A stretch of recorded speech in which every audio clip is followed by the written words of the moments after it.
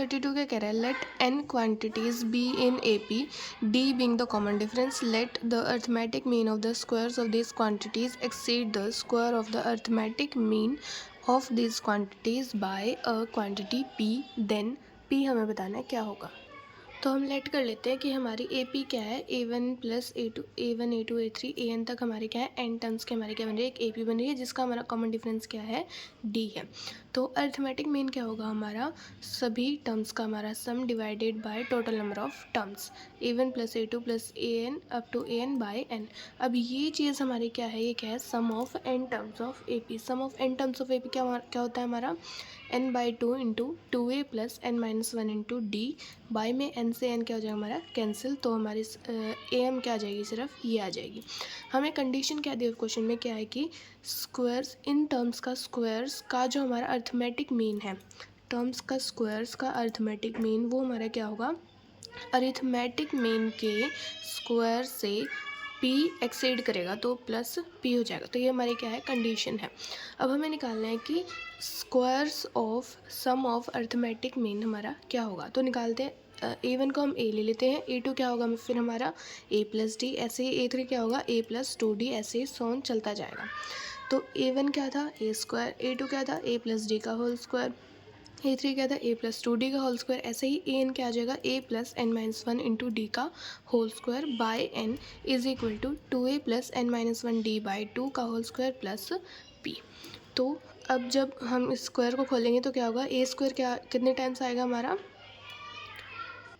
n times क्या आ जाएगा हमारा, a स्क्वायर आ जाएगा, ठीक है। तो n इंटू ए स्क्वायर प्लस डी स्क्वायर का कोफिशिएंट क्या हमारे बनेगा, यहाँ पे होगा डी स्क्वायर, यहाँ पे होगा 4d स्क्वायर, फिर होगा 9d स्क्वायर, तो क्या होगा 1 square plus 2 square plus 3 square up to n minus 1 का स्क्वायर।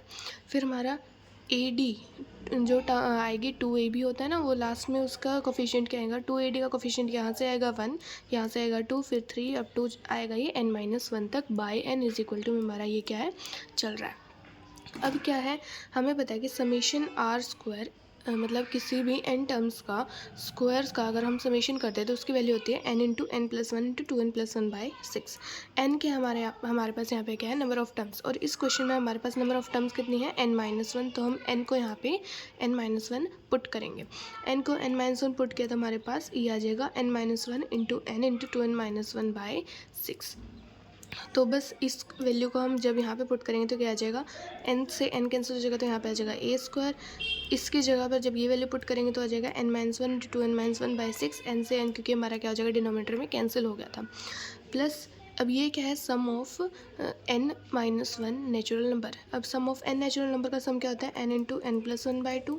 तो अब n माइनस 1 नेचुरल नंबर है तो n को हम n माइनस 1 पुट करेंगे तो हो जाएगा n into n minus 1 by 2। अब n से n क्या हो जाएगा, यहाँ पे नीचे डिनोमीटर से कैंसिल हो जाएगा, और यहाँ पे हमारा क्या चल रहा है, a plus n minus 1 d by 2 का होल स्क्वायर। अब क्या करना है, बस सिंपली इसको सॉल्व करना है, ए डी और ए स्क्वायर की टर्म हमारी कैंसिल हो जाएगी, सिंपल हमारा क्या आ जाएगा, रिलेशन आ जाएगा एन डी और पी में। तो पी की वैल्यू यहाँ से हमारे पास सॉल्व करेंगे तो आ जाएगी n square minus 1 by 12 into D square.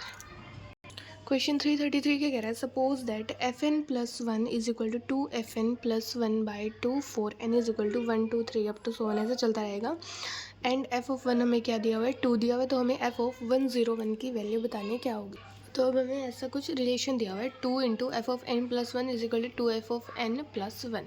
तो हम जब 2 से डिवाइड करेंगे तो हमारे पास ये आ जाएगा रिलेशन सॉल्व करके। तो एक बार n को जब हम 1 पुट करेंगे तो आ जाएगा f of 2 minus f of 1 is equal to half. n को जब 2 पुट किया तो f of 3 minus f of 2 is equal to half. ऐसे सोन जब हम n को 100 पुट करेंगे तो आ जाएगा f of 101 minus f of 100 is equal to half.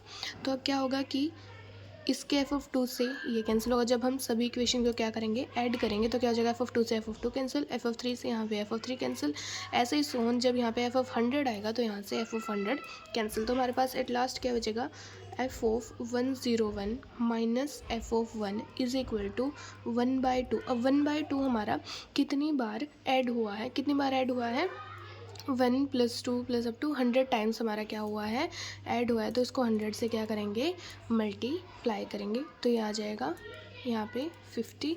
और एफ ऑफ 1 की वैल्यू हमारे पास क्या है, 2 है, तो एफ ऑफ 101 हमारे पास क्या आ जाएगा 52। क्वेश्चन 334 क्या कह रहा है, let f n be a sequence of number defined by f of 1 is equal to f of 2 is equal to 1, f of n plus 1 is equal to f of n plus f of n minus 1 for n greater than equal to 2.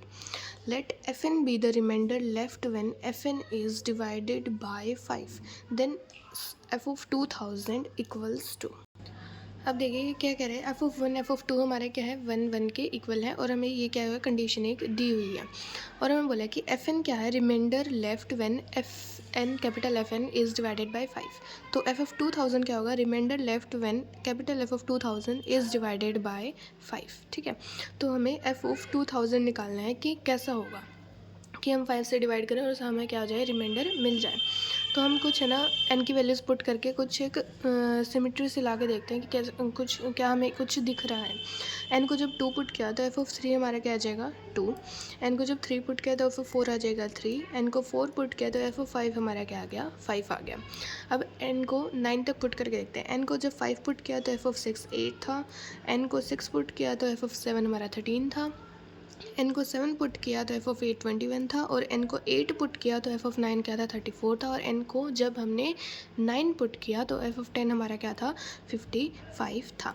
मतलब जब हमारा F of यहाँ पे कुछ होगा 5 का multiple होगा तो ये इसकी वैल्यू हमारी क्या आएगी, कुछ 5 का मल्टीपल ही आएगा. तो एफ ऑफ 2000 को हम यहाँ पे क्या लिख सकते हैं 5 इंटू 400, मतलब यहाँ पे क्या है 5 का मल्टीपल है. तो यहाँ पे भी हमारा जो इसकी जो वैल्यू होगी वो क्या होगी, हमारी 5 का कुछ मल्टीपल आएगा. तो अगर ये 5 का मल्टीपल है तो क्या होगा, ये 5 से होगा डिविजिबल है, तो रिमाइंडर हमारा क्या जाएगा 0. क्वेश्चन 335 के कह रहा है, consider 2 arithmetic progression 3 7 11 up to 407 and 2 9 16 up to 709. The number of common terms हमें बताने इन प्रोग्रेशन में कितनी होंगी. अब क्या है हमारी AP1 क्या है हमारी 3 7 11 अप टू 407 तक ये क्या है इसकी लास्ट टर्म है, और A1 क्या है 3 है हमारा यहाँ पे, और D1 क्या है कॉमन डिफरेंस क्या हमारा 4 है, और नंबर ऑफ टर्म्स इसमें AP में कितने हैं 102. इस AP में क्या है 2 9 16 ऐसे 709 तक चलेगा. फर्स्ट टर्म 2 है, कॉमन डिफरेंस 7 है, और नंबर ऑफ टर्म्स कितने हैं 102, दोनों में सेम नंबर ऑफ टर्म्स है. तो फर्स्ट टर्म कॉमन क्या होगी दोनों में, जब हम ऐसे लिखेंगे ना 3 7 11 15 फिर 19 और फिर 23, और इसमें लिखेंगे तो क्या हो जाएगा 2 9 16 और फिर 23. तो फर्स्ट टर्म दोनों में क्या आ गया हमारी 23 कॉमन आ गई, और डी कॉमन टर्म्स वाली जो AP हम निकाल रहे हैं उसका कॉमन डिफरेंस हमारा क्या होगा, दोनों APs का क्या होता है LCM होता है. तो D हमारा क्या आ जाएगा 28.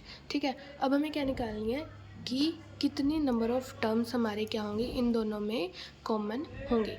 तो पहले देखते हैं कि इसमें लास्ट टर्म क्या है 407 है, इसमें क्या है 709 है.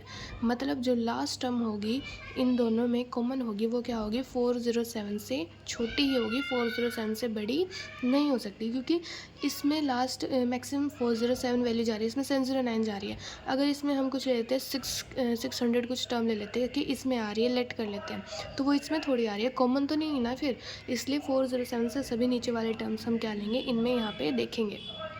फिर सेकंड क्या है, इसको हम क्या करेंगे ऑप्शन एलिमिनेशन से भी कर सकते हैं, बाकी वो आप मर्ज़ी है आपकी कि कैसे करेंगे. कि AN क्या होगी 23 प्लस n माइनस 1 इंटू 28. जब n को एक बार 7 लेंगे, n को 7 लेंगे, जो हमारी AN की वैल्यू आई है वो देखेंगे कि इस AP में जब हम वहाँ पे AN की वैल्यू पुट करेंगे, और अगर पुट करने के बाद हमें कोई n की वैल्यू मिलेगी उस AN के लिए, तो मतलब वो टर्म क्या आ रही है इस AP में लाई कर रही है. फिर हम सेकंड AP के लिए वो टर्म चेक करेंगे क्या उसके लिए हमें कोई n की वैल्यू मिल रही है, तो मतलब वो दोनों में क्या होगी लास्ट टर्म हमारी क्या दोनों में कॉमन हो जाएगी. जब हम n को 14 पुट कर रहे हैं तो AN हमारा आ रहा है 387, और जब 387 इसकी AN में पुट करेंगे, AN is equal to 3 plus n minus 1 into 4 में जब यहाँ पे 387 पुट करेंगे तो n की हमारी क्या होगी एक वैल्यू ज़रूर सेटिस्फाई करेगी. और वैसे जब इसमें पुट करेंगे AN is equal to 2 plus n minus 1 into D which is 7, इसमें अगर हम 387 पुट करेंगे तो यहाँ पे भी n की वैल्यू हमारी क्या एक आएगी, तो हमारा n क्या हो जाएगा 14 आंसर हो जाएगा.